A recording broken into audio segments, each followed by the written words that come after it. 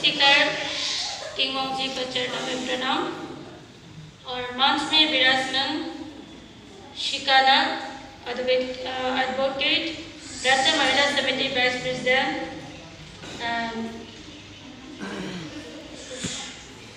शुल्मा बटर्जी जी, प्रांत समिति vice president mistress तृप्ता पाल Chaudhary, professor Assam university, मंच में विराजमान टिमोनी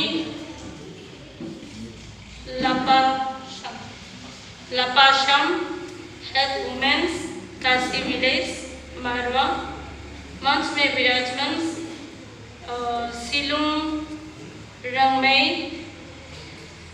प्रांत समिति वाइस प्रेसिडेंट कल्याणाश्रम साथ तिंकौराबम चापड़िया प्रेसिडेंट एंड मंच पर विराजमान माननीय लोंगतराय रंगमई जनरल सेक्रेटरी पोपाई चापड़िया एंड हमारे यह दक्षिण असम के सामने बैठे हुए राजेश दा और आज की रानी माँ गादिन्यू की 108 के जन्म शताब्दी में नारी शक्ति दिवस के रूप में मनाया गया। आज के उपलक्ष्य में जितने भी हमारे यहाँ अनेक संगठन से उपस्थित हमारे सबने हमारे पिता जैसे माता जैसे बहनें और मेरा सहेली सभी यहाँ कार्यकर्ता जितने भी उपस्थित हैं, आप सबको रानी माँ के चरणों में प्रणाम करते हुए आप सबको भी मेरे कोटि कोटि प्रणाम। आज के कार्यक्रम में ऐसा मुझे मुख्य वक्ता के रूप में बुलाएंगे ऐसा मुझे आशा नहीं थी और वैसे तो कुदुमी ने मुझे बताया गया, हमने कहा कि दूसरों को बुला ले तो अच्छा रहेंगे, लेकिन भगवान की यही इच्छा है ऐसा मुझे भी सोचकर मैंने हाँ कहा। लेकिन आपको जैसे रानी माँ गादिन्यू के बारे में आप जैसे आप एक्सपेक्ट है ऐसा हम कहना भी मेरा हिंदी से कहना मेरा भी सबसे पहला दिन, आज हिंदी से कुछ भाषण कहेंगे तो मेरे लिए भी थोड़ा कुछ कठिनाई होगा, फिर भी आप सभी से हम रिक्वेस्ट करते अनुरोध करते कि हिंदी भाषा के ग्रामेटिकल पे ध्यान मत दीजिएगा कि वह रानी माँ का जो जितने भी हम बताएंगे मैं जितना समझता है तो उसमें ध्यान दीजिएगा। मैं ये सबसे पहले आपसे अनुरोध करती हूँ क्योंकि हमारा परिवेश ही ऐसा ही था कि हम दिमाग में जो हिंदी कहते हैं वो ब्रोकन हिंदी हम कहते हैं चलते हैं, इसी की वजह से रानी माँ के बारे में जो भी हम कहेंगे हम सरल हिंदी से ही कहेंगे। तो मुझे सौभाग्य की बात है आज हमारे रानी माँ गादिन्यू जो हमारा स्वतंत्रता सेनानी, जो हमारे भारतवासी को ब्रिटिश की हुकूमत से हमको आजाद दिलाने के लिए रानी माँ गादिन्यू ने इतने अपने जीवन को समर्पण किया। वह कुछ समय के लिए नहीं, जन्म से लेके अपने पूरे जीवन मृत्यु तक इन्होंने अपने जीवन को पूरे देश के लिए उन्होंने सैक्रिफाइस किया। तो ये हमारे सौभाग्य की बात है, हमारे पूरे भारत में हम गौरव है। और आज हम झेलम हालात एसोसिएशन ने जितना हो सके 1974 में हमने एसोसिएशन स्थापना करके कार्यक्रम के द्वारा हम लोग सबको प्रेरित करता रहा, लेकिन आज हम यही सौभाग्य और हमारे बहुत ही गौरव सदी की बात है कि हमारे वनवासी कल्याणाश्रम की ओर से पूरे देश में, पूरे ऑल इंडिया में, केवल इंडिया नहीं अभी तो पूरे वर्ल्ड में ऐसे हम कहेंगे नारी शक्ति दिवस के रूप में मनाकर हमारे रानी माँ का नाम इतने ऊंचा स्थान पे ला गया। इसके लिए हम बहुत बहुत हमारे कल्याणाश्रम को आभारी हैं। और साथ ही साथ हमारे कल्याणाश्रम की जो स्थापना जो देशपांडे जी ने जब कोहिमा में रानी माँ थी तभी रानी माँ के साथ में वो साथ में रहकर रानी माँ हमेशा उनसे बातचीत करते थे कि हमारे जेलम पीपल जेलियांगरोंग का जनजाति बहुत उस समय पिछड़ा था, इसलिए उनका चिंता था कि रानी माँ हमेशा हम जीवित नहीं रहेंगे। इसलिए वो कहता है कि जितना हो सके हमारे जंगल में रहने वाले हमारे जेलियांगरोंग पीपल को हमेशा आप उन्नति करें। ऐसे रानी माँ का विचारधारा वो हमारे कल्याणाश्रम के जो देशपांडे जी उनसे बातचीत करते थे, वैसे ही आज देशपांडे जी ने हमारे जेलियांगरोंग पीपल को और सिर्फ जेलियांगरोंग पीपल को ही नहीं पूरे जनजाति को आगे लाकर पूरे भारत में अभी हम सबको गर्व स्थान पे पहुंचा दिया। इसके लिए बहुत बहुत खुशी है। तो आज की खुशी के मौका में हम कहना चाहते हैं सबसे पहले अपने हराका के रानी में ने दिया गया जो पवित्र किताब जो है, इसमें जिमी लैंग्वेज में लिखा गया टिंगवांग हिंगडे, यानी कि हम रामाई लैंग्वेज अपना जेलियांगरोंग लैंग्वेज में कहा जाएंगे तो टिंकाउरावंग चाबरिया, इसमें जो कहा गया है। तो इसमें से हम कुछ पंक्ति को दोहराते हुए अपने रानी माँ का बारे में हम कुछ कहना चाहेंगे। तो इसमें पेज नंबर 71 से हम स्टार्ट करेंगे। इसमें लिखा है कि रानी माँ को जन्म से पहले जो स्वर्गलोक में जो भगवान चर्चा करते थे, इस पृथ्वी को कल्याण के लिए जन्म से पहले स्वर्गलोक में जो विचार जो करते थे, इस कलयुग को कैसे सुधारना है, इसमें जो लिखा गया रानी माँ ने बताया गया, इसको हम सब को बढ़ाते हुए हम अपने रानी माँ का बारे में आगे बढ़ाएंगे। इसमें लिखा है हराकुआ ने पाए या कांची बिदुरंगले जाय पाई की जे कांची बिकिले अचूक ने रेगे लुंगे मन में सोगे इदु तिंगोंगो कांगोगा जे पाई ले बमदले तिंगोंगा नवी पाई में रोगने जेलियांगरोंग में जो वंके जे सिगलो अते बेदिगे जेलियांगरोंग में चुनरा चीजें सिगलो ले वक्ति दिगे अचूरा में करते ले अते जने नाउ नंका अमरोगे नंगनी बिपुई नंगनु कांजे बिपुई ने वंके जे जेलियांगरोंग में चुन सिगलो जे रंगले बेचाओ अचू आलो बने रेगे लुंके दिगे अपुई बिनाय अपेले अजी गई दिन्यू ताके दिले। इसमें कहा गया कि स्वर्गलोक में जब चर्चा किया था, उसमें स्वर्गलोक में पाई यानी कि हमारे जेलियांगरोंग लैंग्वेज से बाकी लोग को भी समझते होंगे, पाई यानी कि पवित्रता, शुद्ध, और इस स्वर्गलोक में केवल ही शुद्ध है, सत्य और शुद्धता है। तो इस शुद्धता जो जितने भी स्त्रियां हैं उसमें से भगवान चर्चा करते हैं कि जेलियांगरोंग पीपल अभी पहले जो हराका होने से पहले जो हम बलि देने का जो धर्म थे, जैसे कि आज तक भी है पौपाई चक्रिया, उसमें हम रहते थे, तो उसमें केवल बलि देकर ही हम पूजा करते थे। तो उसमें हम धोखे पूरा ये करना नहीं चाहिए, वो चाहिए, ऐसा करना का नियम नहीं है। बहुत सारा हमारे सामने समाज में बहुत ही आगे बढ़ गया था।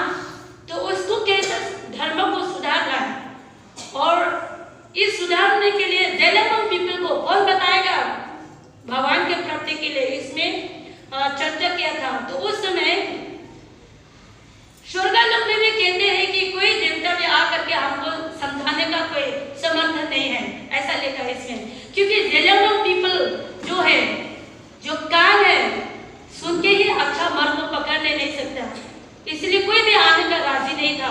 तब भगवान ने कहा सिरा संदीप यानी कि गार्डियन को पुकारा, तुम्हारा फ्रेंड में से तुम शांति वाले, सहनशील वाले, जो तुम्हारे मन में किसी के लिए भेदभाव नहीं है, तुम आकर जेलियांगरोंग पीपल को तुम मार्गदर्शन करना, इस प्रकार भगवान ने कहा।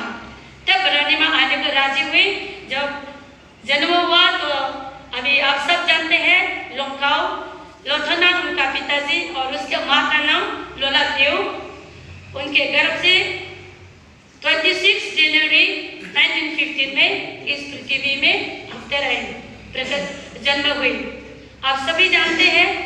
तो रानी माँ जन्म से पहले कुछ उसका माता के सपनों में जो देवदूत आकर जो मैसेज दिया, ये भी हम थोड़ा सा कहना चाहूंगे। आप सभी भी जानते होंगे, रानी माँ के जन्म से पहले उसके माँ के कोख में जब थे, तब देवदूत उनका माँ के सपना में आकर, लोलादेव का सपनों में देवदूत आकर कहते हैं कि तुम्हारा पुत्री होंगे, तेरे कोख में जो है वो पुत्री जन्म होंगे। और जब पुत्री जन्म होंगे तो दोनों बचने से तो बहुत बढ़िया, बचेगा या नहीं बचेगा हम नहीं कह सकता। अगर यदि बच गया तो ज़ेलेब्रम पीपल या मनुष्य का कल्याण के लिए होगा, ऐसा देवदूत ने बताया गया। तो जैसे ही समय के अनुसार रानी मां को जन्म हुए, तब जन्म के दिन पूरे आकाश स्वस्थ था, लेकिन बिजली मारते थे तो गांव के बुजुर्ग लोग डरते थे। क्यों ऐसा हुआ? किसी को पता नहीं कि रानी मां के जो जन्म है वो मनुष्य के कल्याण के लिए है, ये तो ज्ञान नहीं था, इसीलिए लोग डरते थे। लेकिन 5वां दिन के बाद ही ये बिजली मारना बंद हुआ। वैसे ही वो धीरे धीरे बढ़ते गए और 9 साल की उम्र, जब हम बहुत इनका स्टोरी तो बहुत लंबा सारा है, लेकिन इतना लंबा चौड़ा में हम नहीं देंगे, जो पॉइंट है वो आप बताएंगे। रानी मां जब 9 साल या 10 साल की उम्र हो गए, तब उनका भगवान में श्रद्धा शक्ति वो धीरे धीरे वो आगे बढ़ गए। कभी कभी वो ध्यान मग्न में रह जाते थे, तो इस प्रकार जो ध्यान करते थे तो उनको देवी दर्शन दिलाती थी, वो दर्शन कराती थी देवी माँ आकर के। तो इस तरह से रानी माँ धीरे धीरे वो अपना धर्म, अपना संस्कृति और अपने जो जमीन जो ब्रिटिश लोग ने कब्जा किया था वो तो सुन चुका था उस समय। तब जो ये पता चल गया तो हमेशा वो कैसे ब्रिटिश के हाथ से हमको, हमारे जिला पीपल, हमारे भारतवर्ष को कैसे मुक्ति दिलाए, और हमारे धर्म में जो संकट है, जो इतना कठिन से बलि चढ़ाना पड़ता था, इसको कैसे सुधारा जाए, वो हमेशा चिंतन करते थे रानी माँ।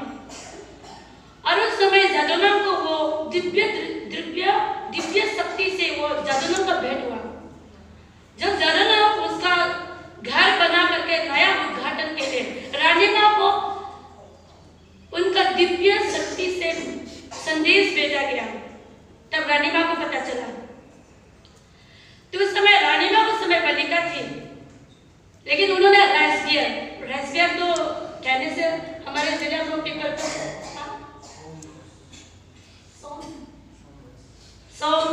जो राइस से बनाया जाता, हमारे समय में कुइजाओ कहते हैं, वो कूदते थे। तो उसको माँ ने कहा, गायदिनी तुम ये क्या काम के लिए कर रहे हैं? तो रानी माँ गायदिनी ने कहा कि ये मेरा भैया जो पुलिन बस्ती में जादूना होके एक नाम है, उन्होंने मुझे मैसेज भेजा है, उनका नया घर उद्घाटन होंगे और उसमें ये राजबियर हम लेके जाएंगे, इसके लिए मैं ये कूद रहा हूँ। तो रानी माँ के माँ ने कहा, अरे तुमको तो ये कोई भी किसी ने भी संदेश नहीं भेजा, अब कुछ से पता चला, कोई तो आया ही नहीं हमारे घर में, गांव में तो आया ही नहीं पुलिन का लोग। तो रानी माँ तो दिव्य शक्ति से पता है, तभी कहता है मैं तो जाऊंगी। और उसकी माँ कहते हैं, ये हमको शर्म आना चाहिए, तुमको तो कोई संदेश ही नहीं भेजा और तुम जाने के लिए तैयार हुए, अगर जाके वहाँ अपमान हो जाए तो क्या होगा? रानी माँ निश्चिंत से वो राइसबियर को ले करके पुलिन बस्ती में पहुंच गए। जब पुलिन बस्ती पहुंचे तो पुलिन बस्ती में जो नया घर उद्घाटन के लिए जो पूजा स्थान बनाया गया, उस पूजा स्थान में वो अपना बना हुआ राइसबियर को चलाने के लिए आगे बढ़े। तब पुलिन बस्ती के बुजुर्ग लोग ने कहा, अरे ये कहाँ की बालिका आ गई, वो बिना परमिशन लिए, बिना अनुमति लिए वो कहाँ चले गए, मना करो उनसे। मना किया, लेकिन रानी माँ निश्चित होकर वो अपना बनाया हुआ राइसबियर को चलाने के लिए पूजा स्थान पे आगे बढ़े और चला के प्रणाम करके उतर रहे। ऐसे ही रानी माँ बचपन से, बालिका के समय से ही वो वीर थे, वो साहस थे और वो भगवान में श्रद्धा थी, भक्ति थी। तो इस प्रकार वो अपने घर में वापस आकर के, जब उनका फ्रेंड के नाम है, सहेली का नाम है रंगोली को लेकर के वो जो में मिर्ची तोड़ती थी तभी देवी दर्शन कराती थी उससे, और वो भी सहायता करती थी। जब सहायता करते थे, जब शाम हो गए वापस आने लग जाते, तो वो भी कहते धीरे धीरे गांव के आसपास पहुंच जाती देवी माँ, लेकिन वो तुरंत ही वो अंतर्धन हो जाता है। और कहते ऐसे करते करते दर्शन दिलाते अंत में रानी माँ को कहा, तुम ये कभी किसी को नहीं बताना। तो रानी माँ ने तो समझ गया, लेकिन उनका जो फ्रेंड है रंगोली, वो तो उनको तो समझ में नहीं आता। एक दिन ऐसा हुआ, रंगोली ने उसका माँ को ये देवी माँ का दर्शन के बारे में बताने का जो चाहा, देवी माँ ने उसे क्या कर दिया, वो प्रकट नहीं करने को कहा था, इसीलिए उनका पेट को पेन करने का वो दे दिया। तो रंतो जी को पेट में इतना पेन हो गया, अरे क्या हो गया मेरा पेट में इतना दर्द हो रहा है अचानक। तब वो फिर से रानी माँ को बुलाने लगा। उस समय तो रानी माँ नहीं था, गदिन्यू, तो गदिन्यू को बुलाया गया और गदिन्यू ने कहा, अरे देवी माँ ने हमको कहा था ये किसी को पता नहीं लगना चाहिए, लेकिन तुमने कहने का कोशिश किया था ना, इसीलिए तुम्हारा पेट में अचानक तुमको दर्द दिला दिया।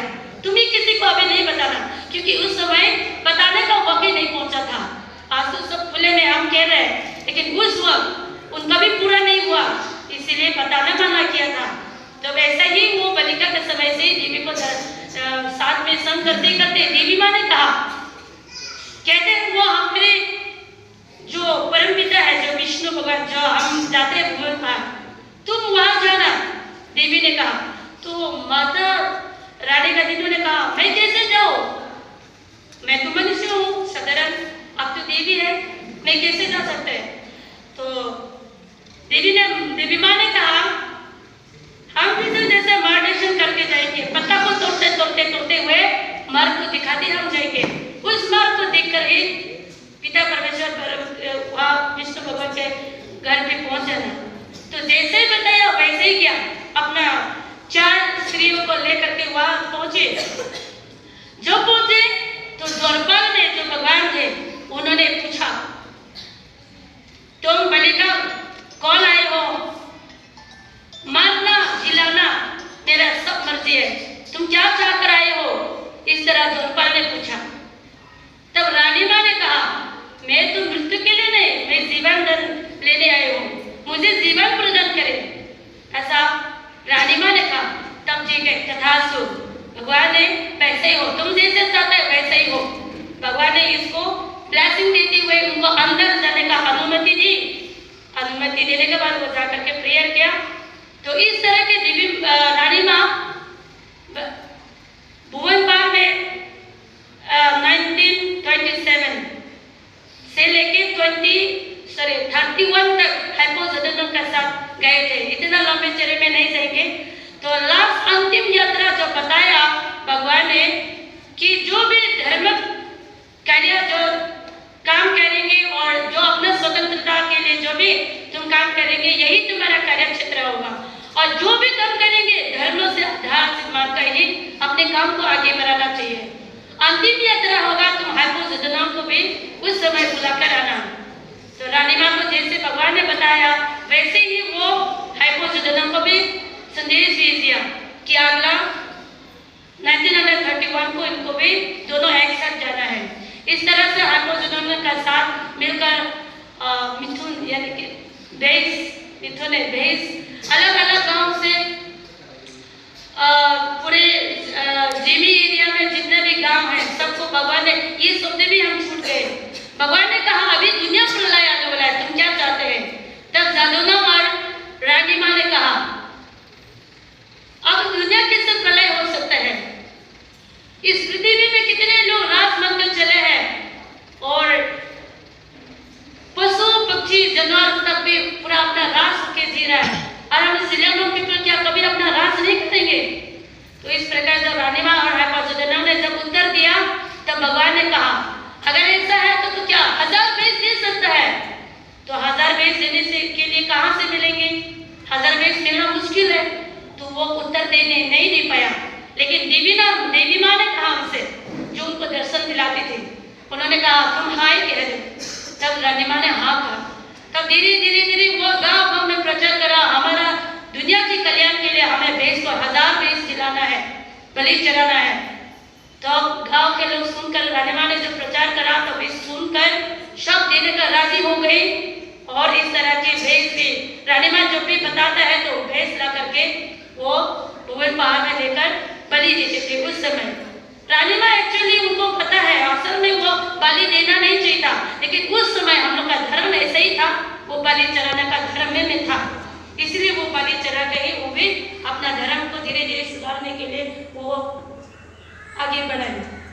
तो इस तरह वो चलते चलते अंतिम यात्रा में हाइपोथेटिकल को बुलाया गया।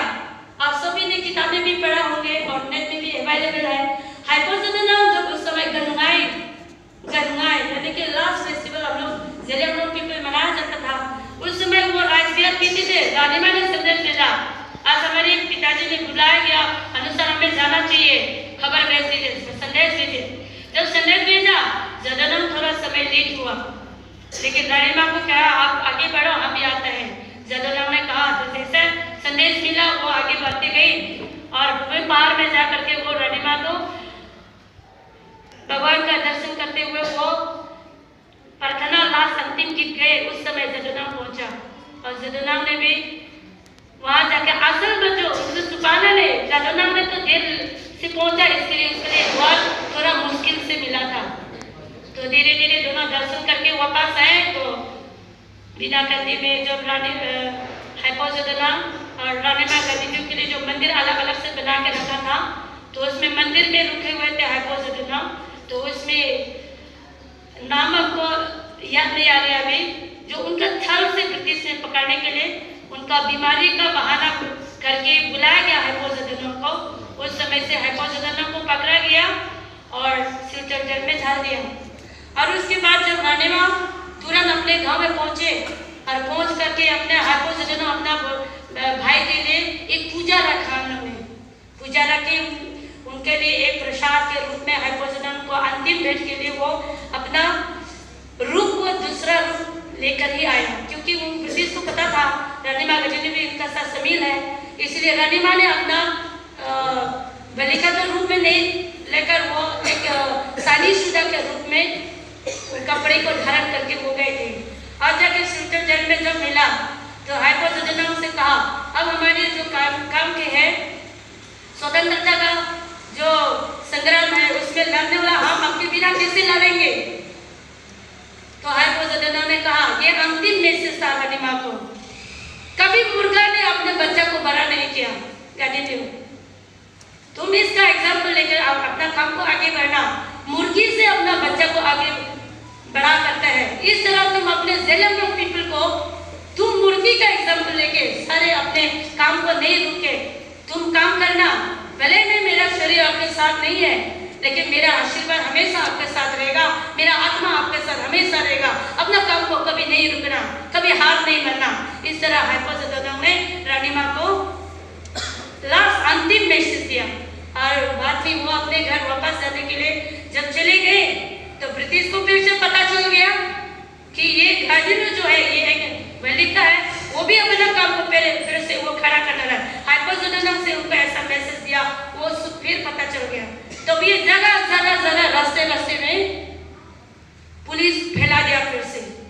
तो रानी माँ तभी वो अपने हारने में वो बिना डरे आगे बढ़ी और आगे बढ़ते एक बार ऐसा ब्रिटिश सिपाही ने उनको हाथ भी पकड़ लिया, कहते हैं कि तुम गद्दी हो। उस समय इतना छोटी उम्र थी, हम तो कांप जाते थे। अभी भी कोई पुलिस आकर हमें हाथ पकड़ेंगे तो हम तो डर जाते, लेकिन रानी माँ ऐसा नहीं, इतना साहस थी इनके अंदर। रानी माँ कहती है, मैं तो गद्दी नहीं हूँ। वो तो आगे अपना सहेली को लेकर के अपने गांव की ओर चले गए, तो वो तो विश्वास कर लिया, वो फिर छोड़ दिया। फिर चलते फिर दूसरा पुलिस ने फिर पकड़ लिया उसको, फिर पकड़ के कहते हैं तुम गद्दी हो? नहीं, मैं तो गद्दी नहीं है। वो तो पीछे रह गए। ऐसा उनको अपना जीवन को बचाने के लिए झूठ भी बोलना पड़ा। झूठ कहना ठीक नहीं है, लेकिन किसी का जीवन को जिलाने के लिए और अपने को जिलाने के लिए भी कभी झूठ भी बोलना पड़ता है। तो रानी माँ ने भी इस तरह झूठ बोल के अपने गांव जैसे तैसे पहुंचा। जब अपने गांव में पहुंचा तभी ब्रिटिश वहां पहुंच गए और रानी माँ ने समझ गया वो तो गांव तक आकर ही हमको पकड़ लेंगे, इसलिए उन्होंने जेल में जाकर भूमिगत किया। और उसके बाद भगवान ने कहा, सिरासंदीप देव, उनका नाम सिरासंदीप देव नाम से जाना जाता है, सिरासंदीप देव अभी यहाँ तुम्हारा सुरक्षित नहीं रहेगा। तुमको जहाँ सुरक्षित रख सकता है वो है कदाओइंग्राम, जहाँ हम जानते हैं हमरूम। कदाओइंग्राम यही तेरा निवास होगा, वही तेरा कार्य क्षेत्र होगा, कदाओइंग्राम। तब रानी माँ सोचा, अरे कदाओइंग्राम तो कैसे मिलेंगे, कहाँ होंगे? वो भी सोचते पड़ गए। लेकिन भगवान क्या नहीं जानता, वो तो न चाहता है कहीं ना कहीं से उसको मुलाकात करने के पहले से एक व्यक्ति था, उनका संतान नहीं मिलने के कारण गाड़ी में ऐसा बहुत जानने वाले व्यक्ति निकले हैं, ये तो समाचार तो सब मिल गया। इसलिए वो अपना बेटी को संतान प्राप्ति के लिए रानी माँ को पूछने के लिए माकुआई बस्ती पहुंचे हुआ। तो पूछने के बाद रानी माँ को पूछा, तो रानी माँ ने, अगर तुम वहाँ हंगरूम से आए हो तो क्या तुम कदौइंग्राम का बस्ती के हो क्या, इस तरह से पूछा। तो बोला हाँ, मैं उनका संतान तो नहीं है लेकिन उस इलाका के ग्राम में रहने वाला व्यक्ति है। इस तरह न्यंगनो हिम्मै जिनका नाम है वो आए थे। तब तुम जाकर पूछना अपने गांव में मुझे एक्सेप्ट होगा या कि नहीं, तुम जाकर पूछ लो अपना गांव में मुझे रहने के लिए, रानी माँ ने कहा। तब जाके पूछा, हम लोग ग्राम में पहुंच करके न्यंगनो हिम्मै से अपने गांव के जितने अथॉरिटी है, जो बुजुर्ग लोग है, उससे बताया कि वो गद्दीनू हमारे ग्राम में आना चाहते हैं, तो क्या हो गया, हमारे गांव के लिए एक्सेप्ट करेंगे कि नहीं। वो पूछताछ किया तो गांव के लोग ने एक्सेप्ट किया। तो फिर वो लेने के लिए वापस आया रानी माँ के साथ, रानी माँ को लेकर हम लोग पहुंचे। लेकिन हमारा जेलियांगरोंग पीपल का भी उस समय दोस्त था। जेलियांगरोंग पीपल ने उनको भी रिपोर्ट किया था, इसलिए वो ब्रिटिश को पता चल गया। फिर से वो हंगरूम में आकर के 1932 में हंगरूम में असम राइफल के साथ रानी माँ का फॉलोअर्स दोनों में लड़ाई हुई। आप सबको जानते हैं, केवल लड़ाई नहीं है, लड़ाई के समय रानी माँ तो बच गए, वो तो देवी माँ उनके साथ थी। जो ब्रिटिश ने उनको मारने के लिए कोशिश किया तो चार रानी माँ निकल गए। अब जो ब्रिटिश का फौजी तो कंफ्यूज हो गया, कौन सा रानी माँ असल है, वो पहचान नहीं पाए, रानी माँ बच के निकल गई। इस तरह से रानी माँ को देवी माँ ने, भगवान ने इनको बचा के आगे ऊपर निकल गया। लेकिन ब्रिटिश का मन में था कि रानी माँ को जितना भी सपोर्ट दिया, हंगरूम ग्राम हो, चाहे लोंगो गांव हो, चाहे क्विलोंग गांव हो, इस इलाका का जितने भी है गांव को जलाकर राख कर दिया। और केवल गांव राख दिया नहीं, जो दान रखते थे खाने का वस्तु सारा चीज़ को जला के राख कर दिया ताकि वो भूख से मारे जाए। इस तरह से हमारे जेलियांगरोंग पीपल का ऊपर में ब्रिटिश ने इतना अत्याचार किया।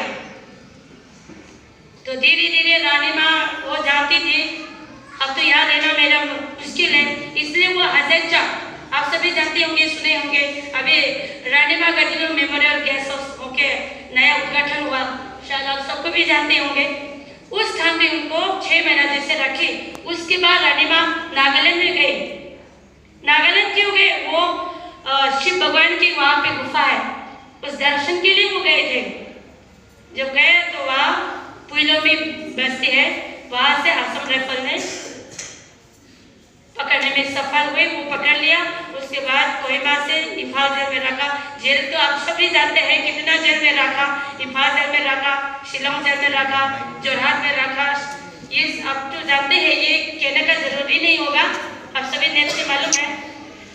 तो इस तरह रानी माँ जब जेल में थे तभी रानी माँ कहते थे तेरे ब्रिटिश का मुझे भोजन नहीं चाहिए। इस तरह रानी माँ ने कहा तेरा भोजन नहीं चाहिए। तो वो कितने दिन खाना भी नहीं खाए, उन्होंने भोजन नहीं किया, लेकिन वो देवी माँ ने एक श्लोक दिया था उनको, ये श्लोक गाते जाइए ताकि आपको बिना खाए भी आप भूख से नहीं मरेंगे।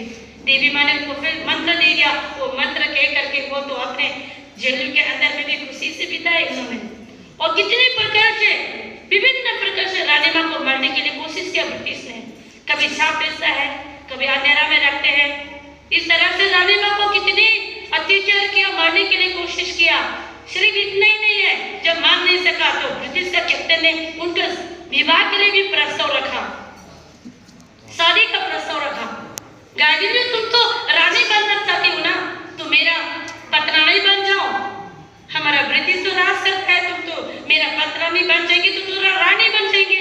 तो रानी माँ ने कहा तेरा रानी नहीं चाहिए, मुझे रानी नहीं चाहिए, मैं अपने पूरे भारत को स्वतंत्रता दिलाना चाहती हूँ। मैं रानी नहीं, अपने समाज के लोग को पूरे तेरे हाथ से मुक्त दिलाना चाहता है। इस तरह रानी माँ ने हिम्मत के साथ ब्रिटिश का फौजी को भी टाल दिया, उनका प्रस्ताव को, शादी का जो विवाह का प्रस्ताव को। लेकिन ये रानीमा का जो हिस्ट्री है केवल हम स्वतंत्रता का ही नहीं, आध्यात्मिक से महिला की जो स्त्री के रूप से भी बहुत सीखने का लायक है रानीमा का जीवन।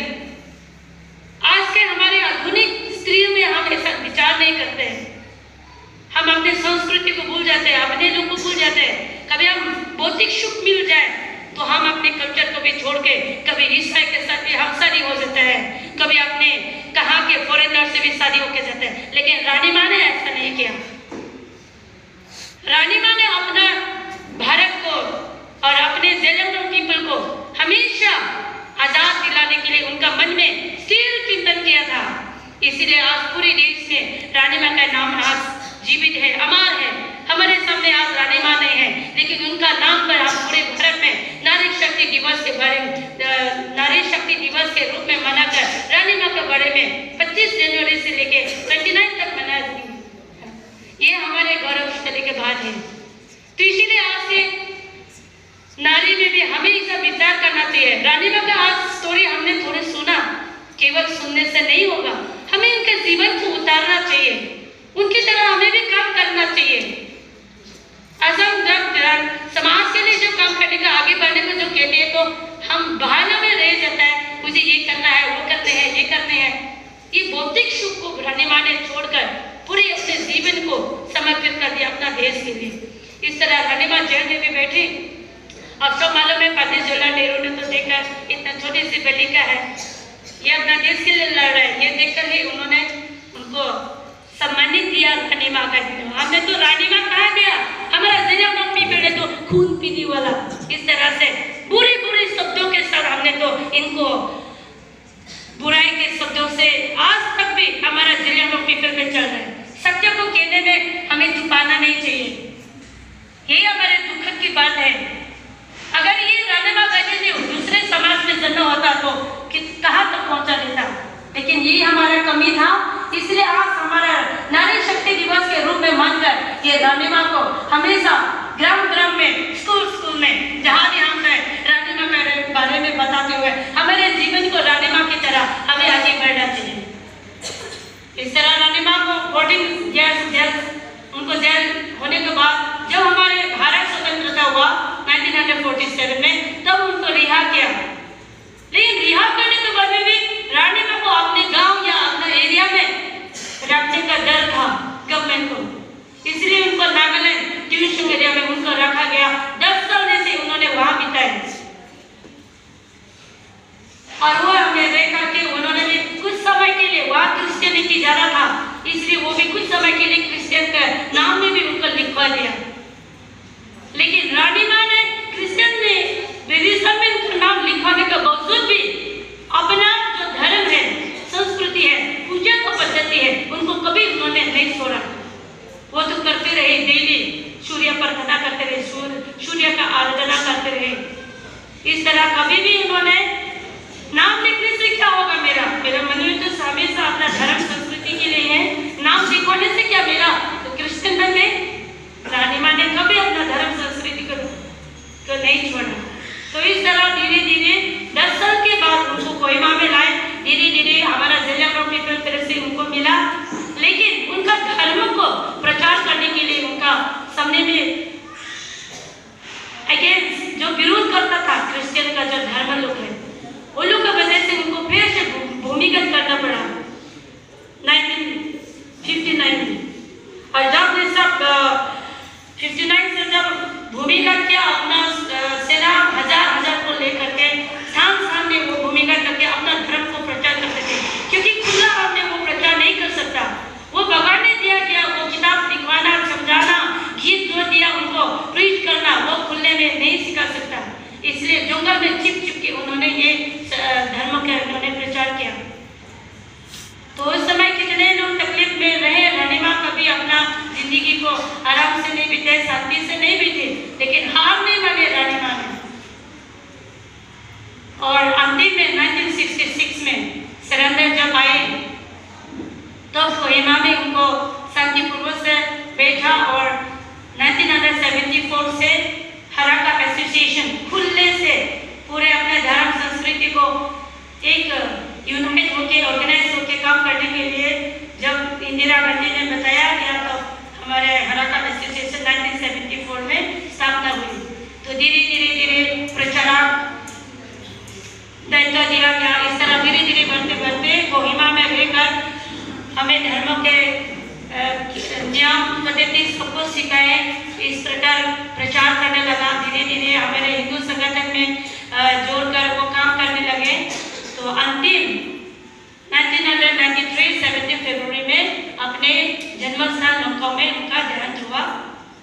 लेकिन उससे पहले रानी माँ ने जितने भी गीत में जो दिया, अभी हमने जो बताया वो तो संक्षिप्त में हमने बताया, आप सबको जानते हैं। अभी जितना हमने बताया वो तो सब किताब में अवेलेबल है, मोबाइल में। लेकिन उनका बताया गया जो अमृतवाणी है, जो भविष्यवाणी वो बताया गया, वो लोगों को जानते नहीं है। तो ये थोड़ा सा मैं आपको बताना चाहूंगी। रानी माँ ने कहा, आज जो हम जेलियांगरोंग पीपल केवल जेलियांगरोंग पीपल के लिए नहीं, पूरी कलियुग में मानव समाज जितने भी मनुष्य हैं उनका कल्याण के लिए ही मैं आई हूँ, ये स्पष्ट गाना में लिखा है। और अभी हमने जो तकलीफ किया वो एक दिन जैसे भी मेरे नाम से पूरे संसार में शांति लाएंगे। इसीलिए रानी माँ ने लोगों में ये दिया गया, आप सभी जानते हैं, यहाँ में समुद्र दिया गया।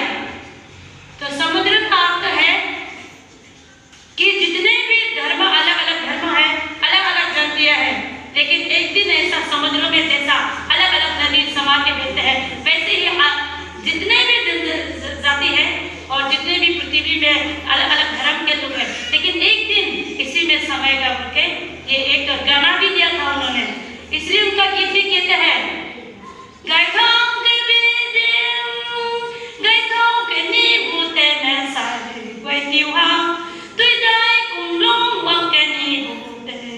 इस तरह जो अभी अच्छाई के लिए हमने जो स्ट्रगल किया वो सिर्फ जिलामत के लिए नहीं है, पूरे मानवता के लिए है। और ये एक दिन ऐसा पानी की जैसा पानी बाहर आता है, इस तरह ये धर्म की ऐसा बाहर आएंगे, तब जाके ये पूरे समुद्र में समझेंगे। इसलिए वो कहते हैं, आज हरा का धर्म का भले छोटी हो सकता है, लेकिन भगवान ने दिया हुआ जो अमृत जो है, रस है, ये पूरे प्रचार करके दुनिया को फैलाओ। भगवान का दिया हुआ इस रस से पूरी दुनिया को समुद्र बनकर ही पूरे राज करेंगे, ऐसे उनका श्लोक में बताया गया। ये भी आप थोड़ा सा सुनाना चाहूंगे। यहाँ हम देखता है जेलियांगरोंग पीपल ही ज्यादा है, समझ में आएंगे जब हम गीत उनका श्लोक दोहराएंगे।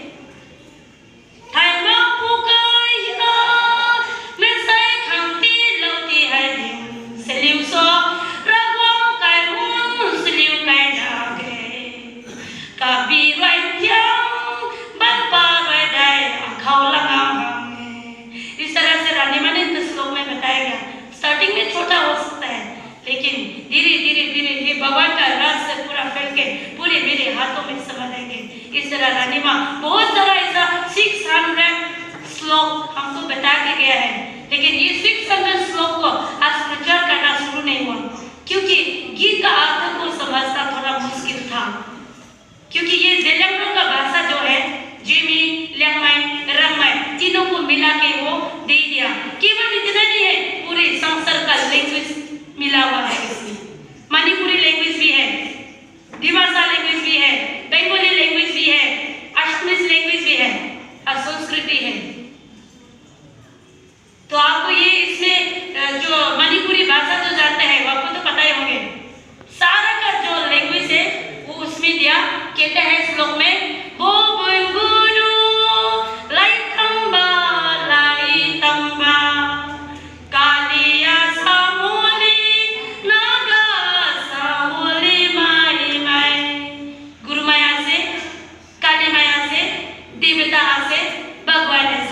इस तरह के बहुत अलग अलग प्रकार से वो श्लोक बता के गया है। तो इसको धीरे धीरे समझाने के लिए आज के दिन जैसा पर्याप्त नहीं है, इसलिए कथा के रूप में सभी को ग्रहण करना चाहिए। रानी माँ कहते हैं, इस रस को जो दिया है वो केवल मनुष्य के लिए भी नहीं है, जितने भी यहाँ देवी देवता है सबको भी आके इस रस पान करना चाहिए। ये भी इनका श्लोक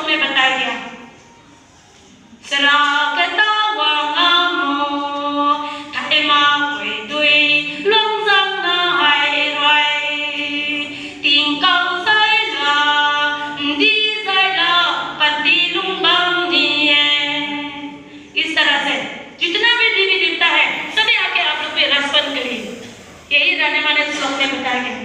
इसलिए ये सारा रानी माँ का जो बताया गया अमृत रस जो है भगवान ने जो दिया, इसको आज खुले हमें कथा नहीं हुई इनका, और धीरे धीरे हम कोशिश करते हैं कि धीरे धीरे आज के जैसा सभा हो या कथा का प्रोग्राम हो, तभी ये शुरुआत से हम लोग प्रीच कर सकेंगे। तो आज के कार्यक्रम यहाँ जितने भी आप सिलचर में कछार में रहने वाले सभी माताएं पिता सभी भाई बहनें आकर के यहाँ उपस्थित है। आपके सामने में बहुत रानी माँ का बड़े में सुंदरता से हमको बताना चाहिए था, लेकिन हमको हिंदी कहने में थोड़ा तकलीफ हो रहा है, आपको भी समझने में थोड़ा तकलीफ होंगे मुझे ऐसा लग रहा है, लेकिन आपने इतना समय में ध्यान से सभी ग्रहण किया, इसके लिए आप सबको आभारी हो। तो आज की सभा में जो हमने जो रानी माँ के बारे में बताना था, ये इतना ही छोटा सा कहकर आज के लिए तो मैं विराम करेंगे। सबको नमस्कार।